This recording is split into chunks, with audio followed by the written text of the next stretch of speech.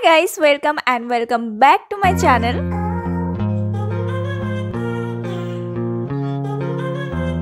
Last video में मैंने आपको बताया है कि कुर्ती बनाने के लिए किस तरह से मेजरमेंट लिया जाता है और क्या क्या मेजरमेंट लिया जाता है। आई होप कि वो वीडियो आपने अभी तक देख लिया है और अगर नहीं देखा है तो उसका लिंक नीचे डिस्क्रिप्शन बॉक्स में रहेगा। वो वीडियो आप ज़रूर देख लेना क्योंकि बहुत ज़्यादा इंपॉर्टेंट होने वाला है वो वीडियो आपके लिए। चलिए आज की वीडियो में हम उसके बाद देख लेते हैं कि किस तरह से मेजरमेंट लेने के बाद क्या क्या कैलकुलेशन करना होता है, कैसे कैलकुलेशन करते हैं और उसका किस तरह से ड्राइंग होता है। ये थ्योरी क्लास बिगिनर्स के लिए बहुत ज़्यादा हेल्पफुल और इन्फॉर्मेटिव होने वाला है। अगर आप अच्छे से इस थ्योरी क्लास को समझ जाते हैं ना, तब खुद से किसी भी मेजरमेंट का कुर्ती इजीली कटिंग कर सकते। चलिए now without any further delay let's get into the video. यहाँ पे मैंने लिख लिया है शोल्डर है 14 इंच, अपर बस्ट है 32 inch, full bust 34 inch, waist है 30 इंच और हिप है 34 इंच। तो सारे मेजरमेंट मैंने यहाँ पे लिख लिया है और इसका कैलकुलेशन भी किया है और ये साइड पे हमने इसका फुल ड्राइंग किया है। तो चलिए देखते हैं किस तरह से इसका ड्राइंग होता है।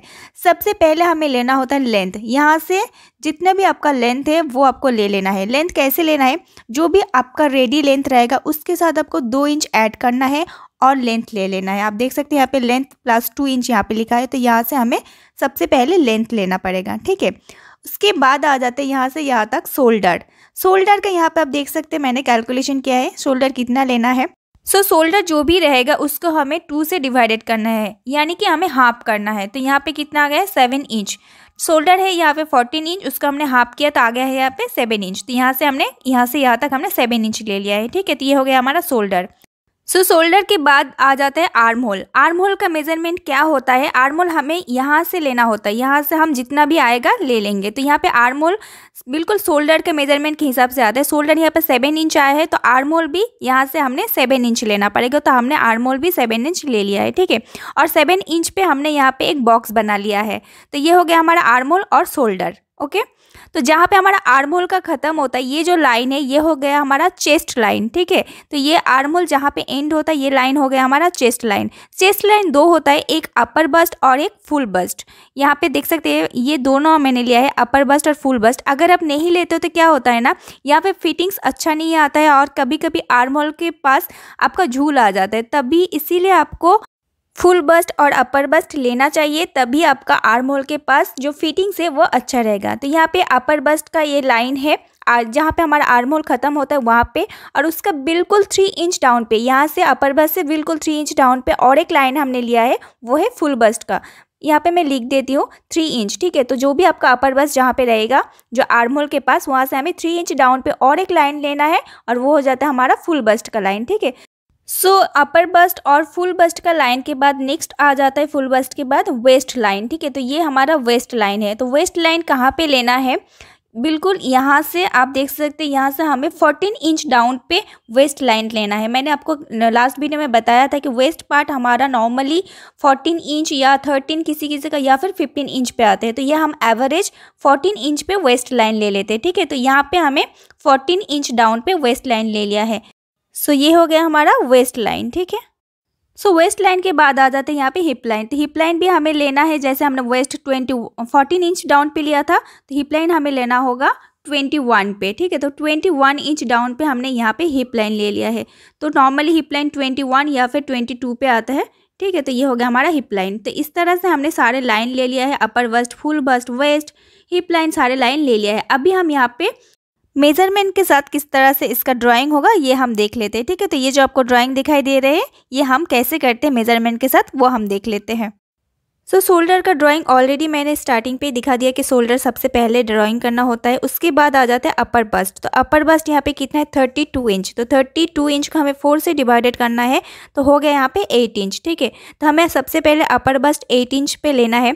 तो यहाँ पे आप देख सकते हैं 8 इंच कहाँ से कहाँ तक हमें लेना है, यहाँ से यहाँ तक हमें 8 इंच लेना है। ये जो एक्स्ट्रा 2 इंच आपको दिखाई दे रहा है वो नहीं, तो ये जो पॉइंट है ना ये पॉइंट तक, तो ये पॉइंट तक हमें लेना है अपर बस्ट के लिए 8 इंच। ठीक है, तो यहाँ से हम 8 इंच ले लेंगे। उसके बाद एक्स्ट्रा हमें 2 इंच ऐड करना है मार्जिन के लिए। 8 इंच लेने के बाद ये जो एक्स्ट्रा आपको दिखाई दे रही है ये हमने ले लिया है 2 इंच मार्जिन के लिए, ठीक है। तो ये हो गया हमारा अपर बस्ट। उसके बाद आ जाता है फुल बस्ट। तो फुल बस्ट भी सेम है, यहाँ पे 34 इंच है फुल बस्ट का मेज़रमेंट, और उसको भी हमने 4 से डिवाइडेड कर लिया है, तो हो गया यहाँ पे 8.5 इंच, ठीक है।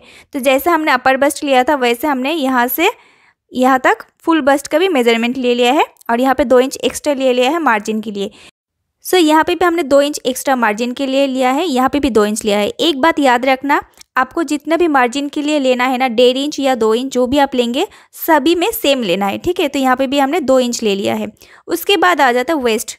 वेस्ट हम भी हमारा सेम है, यहाँ पे 30 इंच है, तो उसको भी हमने 4 से डिवाइडेड कर लिया, तो हो गया यहाँ पे 7.5 इंच, ठीक है। तो सेम यहाँ पे यहाँ से यहाँ तक हमने 7.5 इंच ले लिया है, और उसके साथ 2 इंच एक्स्ट्रा मार्जिन के लिए लिया है, ये 2 इंच एक्स्ट्रा मार्जिन के लिए है, ठीक है। तो ये हो गया हमारा वेस्ट। उसके बाद आ जाते हैं लास्ट में हिप। हिप भी सेम 34 इंच है, उसको हमने 4 से डिवाइडेड कर लिया, तो हो गया यहाँ पे 8.5 इंच।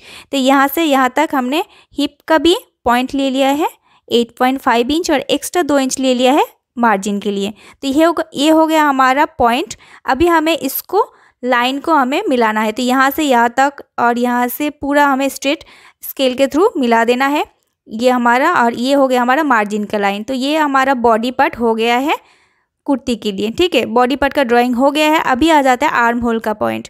आर्म होल पे आप देख सकते हैं यहाँ पे बैक आर्म होल है, ठीक है। तो बैक आर्म होल हमें कहाँ से लेना है, ये जो पॉइंट है यहाँ से हमें 1.5 इंच ऊपर एक पॉइंट लेना है, और इस तरह से आर्म होल का शेप दे देना है। तो ये हो गया हमारा बैक आर्म होल, और उसके 1/2 इंच अंदर में इस तरह से हमें फ्रंट आर्म होल का शेप देना है। तो ये हो गया हमारा फ्रंट आर्म होल, ठीक है।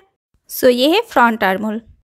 सो यहाँ पे हमने नेक का भी बॉक्स बना लिया है। नेक का यहाँ पे डीप रखा है 2 इंच, और इसका विथ रखा है 3 इंच, ठीक है। तो ये हो गया हमारा नेक का बॉक्स। ये डिपेंड करता है कि आपको कितना विथ और कितना डीप रखना है। और जहाँ से हमारा नेक का विथ होगा, यहाँ पे जैसे कि 3 इंच पे है, वहाँ से हमें आर्म होल पे 1/2 इंच डाउन तक इस तरह से हमें स्लांटिंग पे एक लाइन ड्रॉ कर लेना है, और इस तरह से स्लांटिंग पे लाइन ड्रॉ करके शोल्डर का हमें डाउन दे देना है। तो इस तरह से हमें कुर्ती के लिए ड्राइंग करना होता है, इस तरह से हमें इसका मेज़रमेंट करना होता है। अगर आप ये थ्योरी क्लास अच्छे से समझ जाते हैं ना, तो ये थ्योरी क्लास को फॉलो करके, इस रूल्स को फॉलो करके आप किसी भी मेज़रमेंट का कुर्ती इजीली बना सकते हैं, इसका इजीली कटिंग कर सकते हैं और ड्राइंग कर सकते हैं। तो इस तरह से होता है थ्योरी क्लास, और ये थ्योरी क्लास आपके सबके लिए, बिगिनर्स के लिए बहुत इंपॉर्टेंट होगा, ताकि आप इसको फॉलो करके अपने हिसाब से, अपने मेज़रमेंट के हिसाब से कुछ भी कुर्ती बना सकते हैं।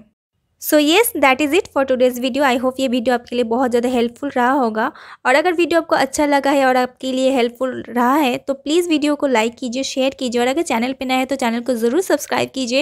एंड नेक्स्ट वीडियो में मैं आपको दिखाऊंगी कि किस तरह से इसका ड्राफ्टिंग होता है, और मैं आपको फैब्रिक के ऊपर भी इसका फुल कटिंग और स्टिचिंग करके दिखाऊंगी। So thank you so much guys for watching my video.